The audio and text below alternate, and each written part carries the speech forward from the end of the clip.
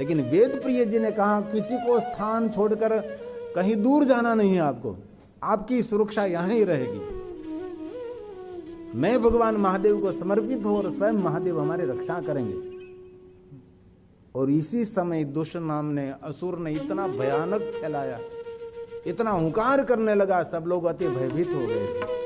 दूषण असुर ने देखा था ये वेद प्रिय जी यही सबकी रक्षा कर रहा है, और दूषण असुर ने अट्टहास्य किया कि मेरे सामने किसी की रक्षा नहीं करूं, मैं जिनकी रक्षा कर सकता हूं उसकी रक्षा होती है और कोई रक्षक नहीं है। और देख लिया दूषण नाम ने, असुर ने 5 ब्राह्मणों को पकड़ लिया और 5 ब्राह्मणों को पकड़ पर उसका भक्षण करने की तैयारी की। तब 5 ब्राह्मण ने भगवान शिव जी को प्रार्थना की, हे महादेव, दुष्नाम का असुर हमारा काल बनकर आया, पर महादेव तो काल के मुख में से रक्षा करने वाले देव हैं। और जितने जितने नगरवासी वहां बैठे थे सभी भगवान महादेव को कहने लगे, भगवान ये 5 ब्राह्मण हमारे रक्षक हैं और महादेव 5 ब्राह्मण के रक्षक आप हैं। सभी समूह में प्रार्थना हुई। वेद प्रिय जी ने और 4 ब्राह्मण ने, 5 ब्राह्मण ने मिलकर भगवान शिव जी को प्रार्थना की। और जब मुख में रखने की तैयारी कर रहे थे, इसी समय भगवान शिव पार्थेश्वर महादेव में से स्वयं महादेव जी धरती में से अग्नि ज्वाला के साथ, इतना अग्नि भयंकर प्रकट हुआ, बहुत बड़ा वहां खड्डा हो गया और इसमें से अग्नि ज्वाला के साथ भगवान शंकर जी ने बहुत बड़ी ध्वनि प्रकट की और अग्नि स्वरूप भगवान शिव जी वहां प्रकट हुए और ध्वनि मात्र से दुष्नाम के असुर को जलाकर भस्म कर दिया। और दुष्नाम के असुर को जलाकर भस्म किया और ये भस्म भगवान शिव जी ने अंग पर लगाई। इसीलिए महाकालेश्वर महादेव को भस्म का अभिषेक पहले होता है। इस श्रृंगार के साथ जो भस्म नहीं रहती तो भगवान महाकालेश्वर की पूजा पूर्ण नहीं होती, क्योंकि दुष्नाम के असुर को जलाकर भस्म किया था। यही भस्म शिव जी ने अपने अंग पर लगाए थे। जैसे भस्मासुर को भस्म किया था, ये भस्म भगवान शिव जी ने अपने अंग पर लगा ली थी। और बहुत सारी बातें भगवान शिव जी अपने अंग पर भस्म क्यों लगाते हैं, उनके बारे में अलग अलग मतांतर भी है। और दुष्नाम का असुर को जलकर भस्म हुआ, लेकिन देवताओं ने आकाश में से पुष्प की वृष्टि की, देवताओं ने दुदुम भी बजाया और जहां भगवान महादेव प्रकट हुए वहां हरि, ब्रह्मा, इंद्र, वरुण आदि देवता वहां उपस्थित हो गए। और जहां भगवान शिव जी का प्रागट्य होता है वह अन्य देवताओं को आमंत्रित करना नहीं पड़ता, सभी देवता आह्वान नहीं करना पड़ता, तो भी वहां देवता उपस्थित हो जाते। देवताओं ने पूरे गगन में दुदुम्बे बजाए और भगवान व्यास ने वर्णन किया, देव दुदुम्बिया, देव दुदुम्भयो ने देवताओं ने बजाया, नगारा नहीं, दुदुम्बी वाद्य बजाया। कई लोग दुदुम्बी नगारे, नहीं, नगारे हमारे शास्त्र में नगारा कहीं वर्णन ही नहीं, नगारे का वर्णन नहीं, कहीं शब्दों में कहीं नगारा ऐसा शब्द नहीं। भारत में कोई नगारा था ही नहीं। ये तो तब युद्ध करने के लिए रण प्रदेश में आए थे ऊंट पर नगारा बांधकर, ये नगारा लेकर हमने मंदिर में रख दिया। वास्तव में हमारा ये वाद्य नहीं है, ये तो युद्ध का वाद्य है, ये मंदिर का वाद्य नहीं है। लेकिन कोई बात नहीं, मंदिर में बजाते एक अलग बात है। लेकिन कहीं मैं वर्णन ढूंढ रहा हूं, कहीं नगारा शब्द, लेकिन नगारा कहीं मृदंग है, हमारा वीणा है, बहुत सारे वाद्यों का नाम है। इसलिए सभी देवताओं ने दुदुम्बी बजाकर आकाश में से पुष्प की वृष्टि की, क्योंकि वहां स्वयं भगवान शिव ब्राह्मणों की रक्षा के लिए, अवंती नगरी की रक्षा के लिए भगवान स्वयं प्रकट हुए। देव दुदुम्भयो ने दुह पुष्प वृष्टिं तथातः देवाः समाययुः सर्वं हरिर्ब्रह्मा दयास्तथा। हरि और ब्रह्मा वहां उपस्थित हो गए। हरिर्ब्रह्मा दया, हरि ब्रह्मा सब वहां प्रकट हो गए और सब भगवान महादेव का जय जयकार करने लगे। और स्वयं शिव जी ने कहा, हे ब्राह्मणों, आपके मन में जो कुछ इच्छा हो आप मेरे पास से वरदान मांगिए। तब 5 ब्राह्मणों ने कहा, भगवान मांगने की कोई इच्छा नहीं, बस आपका दर्शन, आपने हमारी रक्षा की, उससे बड़ा वरदान क्या हो सकता है। लेकिन 5 ब्राह्मण ने भगवान महादेव के लिए कहा कि हे महादेव, जैसे अभी आपने दुष्टों को दंड किया, वैसे आने वाले समय में आपके भक्तों को कोई दुख दे, इस दुष्टों का भगवान उसको दंड देना।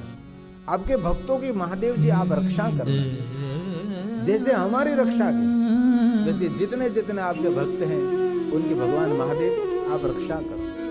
अपने लिए कुछ भी पांचों ब्राह्मण ने नहीं मांगा। और शिव महापुराण ग्रंथ में महादेव के भक्तों के लक्षण का वर्णन है कि महादेव का भक्त कभी भगवान शिव जी को शिकायत भी नहीं करता, फरियाद भी नहीं करता, और कभी भगवान महादेव के आगे मांगता भी नहीं। ये शिव भक्तों की विशेषता है। इसलिए पांचों ब्राह्मण ने कहा, हे महादेव, महाकाल महादेव, महाकाल महादेव। ये ब्राह्मणों ने भगवान महादेव को कहा है। दुष्ट दंड कर प्रभो, मुक्तिं प्रयच्छनः शंभो, संसारां बुधित शिव, संसारां बुधित। जितने संसार में महादेव जी आपके भक्त हैं उनकी नित्य रक्षा करो भगवान। जो आपका कोई दर्शन करे, आपका पूजन करे, अर्चन करे, सब मनुष्य को अकाल मृत्यु में से भगवान महादेव जी आप मुक्त करें। और सभी ब्राह्मणों ने कहा कि महादेव जी, और एक दूसरी प्रार्थना है, आप यहाँ प्रकट हुए, हमारे सबकी रक्षा की है, आप आने वाले समय में भी आपके भक्तों की आप रक्षा करते रहोगे। लेकिन हमारी एक इच्छा है भगवान, जहाँ आप प्रकट हुए हैं वहाँ आप लिंग स्वरूप में स्थिर हो जाए, आपका कोई दर्शन करें, आपका पूजन करे, अर्चन करे, मनुष्य का सर्व मंगल हो भगवान। तब पांचों ब्राह्मणों की प्रार्थना से भगवान महादेव जी वहां स्वयंभू लिंग स्वरूप में प्रकट रहे। और सूत पुराण जी ने प्रयाग तीर्थ में कहा, इस शिवलिंग का नाम ब्राह्मणों को काल में से मुक्त किया था, इसीलिए शिवलिंग का नाम रखा महाकाल महावस्थ। महाकालेश्वरो नामः शिव ख्यातश्च भूतले तम दृष्टवा भवेत्। जो कोई महाकालेश्वर महादेव का दर्शन करेंगे सपने किंचित दुख वापनोति। महाकालेश्वरो नाम शिव ख्यातश्च भूतले। जो कोई मनुष्य दर्शन करेंगे तम दृष्ट्वा न भवेत् स्वप्ने किंचित दुःखमपि द्विजा। इसलिए जीवन में कभी अवसर मिले तो महाकालेश्वर महादेव के दर्शन की अद्भुत महिमा है। और स्वयं भगवान लिंग रूप में प्रकट हुए और देवताओं ने पूजन किया, ऋषि मुनियों ने पूजन किया, और पांचों ब्राह्मणों ने पहला अर्चन, पहला पूजन किया। वेद प्रिय ब्राह्मण से लेकर देव प्रिय से लेकर सुकृतो सुव्रतो सबने मिलकर भगवान महादेव का पहला पूजन किया। वहां से भगवान ज्योति स्वरूप में उज्जैन नगर शिप्रा नदी के तट पर भगवान स्वयं तीसरे ज्योतिर्लिंग के रूप में भगवान वहां विराजते हैं। और उसके बारे में बहुत सारी अलग अलग कथा है। उज्जैन में बहुत सारे राजा हुए, सभी राजाओं ने महाकालेश्वर महादेव को ही राजा माना है। ये नगर के राजा हुए, लेकिन वो स्वयं भगवान शिव को समर्पित हो जाते थे और कहते थे इस नगर के राजा महादेव आप, हम तो निमित्त मात्र इस नगर की व्यवस्था संभालते हैं, जो कुछ करता हरता संहारता महादेव तू है। ऐसे पुराण काल में उज्जैन नगर में एक श्रेष्ठ राजा हुआ जिसका नाम है चंद्रसेन। चंद्रसेन हवयो महान महान बुद्र जा राजा और शास्त्रार्थ करने वाला राजा था, जितेंद्रिय था और परम भगवान महादेव का भक्त था। जो महाकालेश्वर के बारे में उसकी पेटा कथा उपकथा कहते हैं, ऐसी एक नहीं अनेक कथा जैसे सोमनाथ महादेव के साथ जुड़ी हुई बहुत सारी कथा है, वैसे ही इस उज्जैन के अंदर महाकालेश्वर महादेव के जुड़ी हुई बहुत सारे राजाओं की अलग अलग कथा है। इनमें से एक राजा श्रेष्ठ हुए जिनका नाम है चंद्रसेन, जो उज्जैन नगर के राजा थे। उज्जैन्याम्बुद्रजा महान राजा हुए चंद्रसेन हवयो महान, सर्वशास्त्रार्थ तत्वज्ञ, तत्व को जानने वाला और शिव भक्तो जितेंद्रिय, शिव भक्तो जितेंद्रिय। महादेव का परम भक्त हुआ, जितेंद्रिय था और शिव जी को समर्पित था और सुबह से शाम तक महाकालेश्वर महादेव की पूजा में रत रहते थे। उसका मित्र था, उसका नाम था मणिभद्र। और मणिभद्र के पास एक चिंतामणि था। जिनके पास चिंतामणि रहता है उनको कोई चिंता स्पर्श नहीं कर सकती। और चिंतामणि का दूसरा प्रभाव था, जो मन में चिंतन करे उसकी कामना पूर्ण होने लगती थी। तो मणिभद्र के पास ये चिंतामणि था, तो मणिभद्र के मन में हुआ कि मैं तो सामान्य मानव हूं, ये चिंतामणि मेरे लिए बहुत लाभदायक नहीं रहेगा। लेकिन इस उज्जैन नगर के जो राजा है चंद्रसेन, उसकी विचारधारा श्रेष्ठ है, उदार भी है, महादेव का भक्त भी है और जितेंद्रिय भी है और परोपकारी भी है और शास्त्र का अर्थ करने वाले श्रेष्ठ राजा हैं। इसीलिए मेरे पास जो ये चिंतामणि है ये राजा चंद्रसेन को मैं अर्पण कर दूं तो राजा का भी शुभ होगा, पूरे नगर का भी शुभ होगा, सभी शिव भक्तों का मंगल और कल्याण होगा। इसलिए मणिभद्र ने उसके मित्र राजा चंद्रसेन को चिंतामणि अर्पण किया।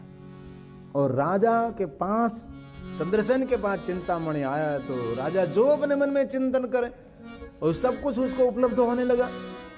दूर दूर कोई राजा को चिंता नहीं रही।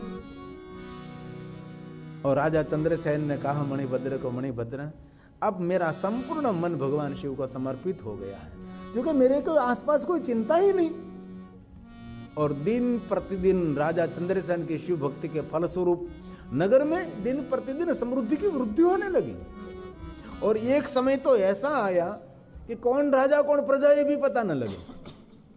जैसे राजा ठाठ माठ से रहता है वैसे ही प्रजा भी रहने लगी। किसी को मालूम नहीं वो कौन राजा है कौन प्रजा है। और पूरे नगरवासी सब जानते थे कि जो हमको सुख मिलता है, समृद्धि मिल रही है, सब कुछ राजा चंद्रसेन की शिव भक्ति का फल है। ये दिन रात भगवान महादेव की भक्ति करता है, इसलिए हम सबको सुख मिल रहा है, हम सबको शांति मिल रहा है, हम सब सुरक्षित हैं, हम सब आरोग्य से भरे हैं, समृद्धि की कोई कमी नहीं है। दिन प्रतिदिन राजा चंद्रसेन की भक्ति की वृद्धि होने लगी। अब तो राजा कभी कभी जाता है राजमहल में, दिन भी वहां बीतता है, रात भी वहां बीतती है, कभी कभी जाना पड़ता है। और राजा चंद्रसेन ने निर्णय ले लिया था कि इस उज्जैन नगर के राजा महादेव आप हैं, मैं तो निमित्त मात्र यहाँ बैठा हूं, लेकिन जो कुछ करता है तू ही भगवान करता है। पूरे नगरवासी भी राजा से बहुत प्रभावित थे, क्योंकि राजा इतना महान था। पहले के राजा बहुत सारे श्रेष्ठ थे, लेकिन कोई कोई राजाओं ने, बाकी तो बहुत से राजा श्रेष्ठ प्रजाओं का सुख का चिंतन करते रहते, मेरी प्रजा कैसे सुखी हो सके। और राजा सभी गुप्त वेश में नगर में विचरण करने के लिए निकलते थे। मेरे गांव में कोई भूखा व्यक्ति तो नहीं है ना, कोई दुखी तो नहीं है ना। और गांव में से किसी की पुत्र वधू उसके मायके में गई और 10 दिन 15 दिन 1 महीने तक नहीं आई, तो राजा उसकी तपास करते थे कि उसका क्या हुआ रहा है, क्यों नहीं आई। और किसी की बेटी ससुराल जा नहीं रही है तो राजा देखता था क्यों नहीं जा रही है। राजा इतना प्रजा का ख्याल रखता था, उसके राज्य में किसी को कलंक न लगे, इस दिन प्रतिदिन राज्य की प्रतिष्ठा बढ़ती रहे, ऐसा राजा का कर्तव्य राजा समझते थे। तो पूरा नगर जानता है कि चंद्रसेन की शिव भक्ति का फल है, हमारे नगर में समृद्धि वृद्धि हो रही है। एक दिन एक गोवालन अपना बेटा श्रीकर उनको लेकर भगवान महाकालेश्वर के दर्शन के लिए वहां आई। और मां जैसे महादेव का दर्शन कर रही हैं, वैसे श्रीकर नाम का गोवाला भी भगवान महादेव का दर्शन कर रहा है। और ये महाकालेश्वर के शिवालय से अंदर से कुछ कुछ आवाज आ रही है, कुछ ध्वनि आ रही है। तो श्रीकर नाम के गोवाले ने पूछा कि मां अंदर कौन है। तो गोवाला ने बता दिया कि बेटा श्रीकर, अंदर तो हमारे नगर के राजा बैठे हैं, अंदर बैठकर क्या करते हैं। तो गोवाला ने समझाया कि बेटा ये भगवान महादेव की पूजा अर्चन कर रहे हैं। क्यों करते हैं? ये जो राजा पूजा अर्चन करता है ना, इसीलिए तो हम सब सुखी और हम सब प्रसन्न हैं। ये राजा की शिव भक्ति का फल है। नगर में इतनी समृद्धि, इतना सब कुछ जो सुरक्षित है, तो हमारे नगर के राजा चंद्रसेन महादेव की भक्ति में रत